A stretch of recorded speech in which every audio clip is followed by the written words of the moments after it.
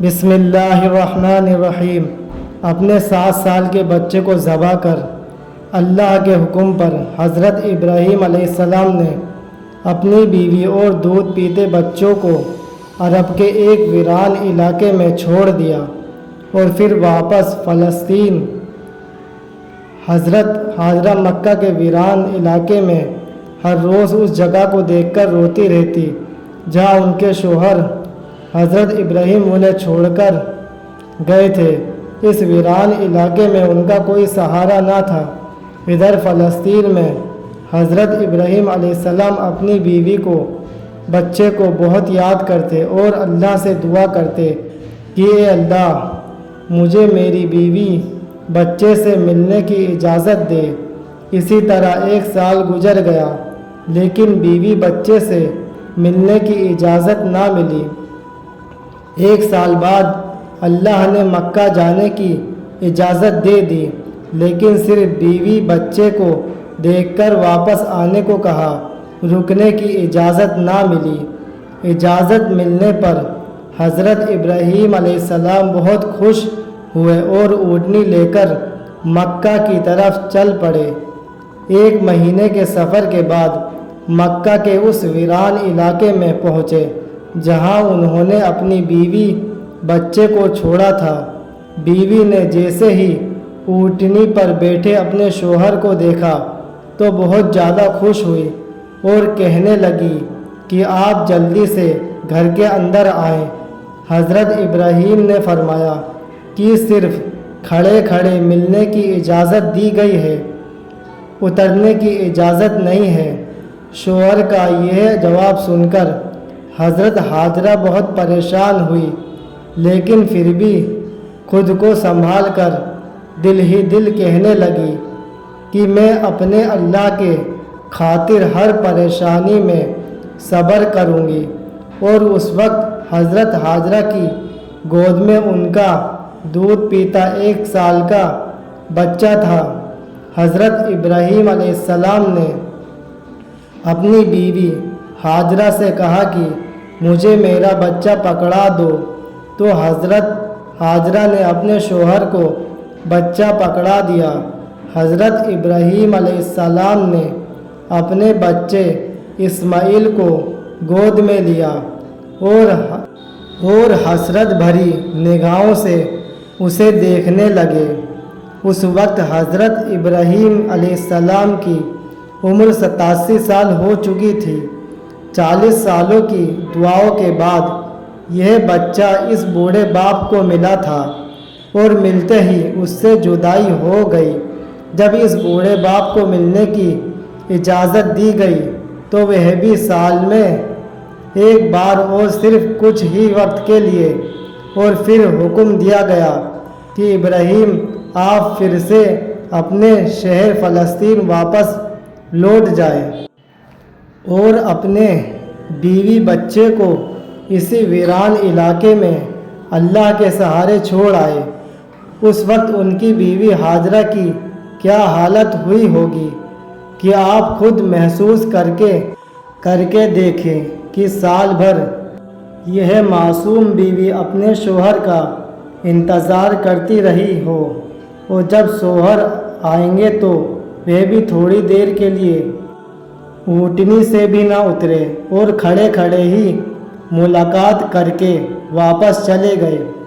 اگر وہ نہ آتے تو شاید صبر ہو جاتا، لیکن آنے کے بعد پھر سے دل میں ایک آگ جل اٹھی۔ شوہر کی یادیں تازہ ہو گئی اور آنکھوں میں آنسو بھر آئے۔ حضرت حاجرہ اس ویران علاقے میں کھڑی اپنے شوہر کو جاتا دیکھ رہی تھی۔ وقت گزر گیا۔ حضرت ابراہیم فلسطین میں اور ان کی بیوی حاجرہ اپنے بچوں کے ساتھ اس ویران علاقے میں زندگی گزار رہی تھی۔ اسی طرح 7 سال گزر گئے اور حضرت اسماعیل پورے 7 سال کے ہو گئے۔ ان 7 سالوں میں حضرت ابراہیم علیہ السلام کو پھر دوبارہ مکہ واپس آنے کی اجازت نہ ملی اور وہ دن رات اپنی بیوی بچوں کو بہت یاد کرتے تھے۔ 7 سال کے بعد ایک رات حضرت ابراہیم نے خواب دیکھا کہ کوئی کہہ رہا ہے کہ اپنی سب سے قیمتی چیز اللہ کے لیے قربان کر دے۔ یہ دیکھ کر حضرت ابراہیم اٹھے اور اپنی اگلی صبح کو 100 بکری اللہ کی خاطر قربان کر دی۔ اگلی رات پھر سے وہی خواب نظر آیا۔ پھر کوئی کہہ رہا ہے کہ ابراہیم اپنی سب سے قیمتی چیز اللہ کے لیے قربان کر۔ حضرت ابراہیم اٹھے اور پھر اگلے دن 100 اونٹ اللہ کے لیے قربان کر دیے۔ تیسری رات پھر سے وہی خواب نظر آیا کہ کوئی کہہ رہا ہے ایک اپنی سب سے قیمتی چیز اللہ کے لیے قربان کر۔ تو حضرت ابراہیم سمجھ گئے کہ یہ اشارہ میرے بچے اسماعیل کی طرف ہے، کیونکہ مجھے دنیا کی ساری چیزوں میں سب سے زیادہ محبوب اپنے بچے اسماعیل سے ہے، اس لیے شاید اللہ چاہتا ہے کہ میں اپنے بچے اسماعیل کو قربان کر دوں۔ یہ خواب دیکھ اگلے دن حضرت ابراہیم علیہ السلام ایک تیز دھار چھری لی اور پھر اپنی اونٹنی پر سوار ہو کر مکہ کی طرف چل دیے۔ اس وقت حضرت ابراہیم علیہ السلام کی عمر 92 سال ہو چکی تھی۔ دوستو، آپ تھوڑا اس بوڑھے باپ کا درد محسوس کر کے دیکھیں کہ 40 سال دعا مانگنے کے بعد ایک بچہ ملا اور پھر اس کے ساتھ رہنا بھی نصیب نہ ہوا۔ 3 سالوں کی دعاؤں کے بعد اس بچے سے ملنے کی اجازت ملی، لیکن ساتھ میں حکم دے دیا گیا کہ ابراہیم تم اپنے بچے سے ملنا تو ضرور، لیکن ساتھ میں ایک چھری بھی لے کر جانا اور بچے سے مل کر اسے ذبح کر دینا۔ اونٹنی کے ہر قدم پر حضرت ابراہیم کے دل میں کیسے تیر چل رہے ہوں گے کہ ایک طرف اپنے دل کے ٹکڑے اور پیارے سے بچے سے ملنے کا شوق ہوگا، دوسری طرف یہ خیال بھی ستا رہا ہوگا کہ میں تو اپنے بچوں کو ذبح کرنے جا رہا ہوں۔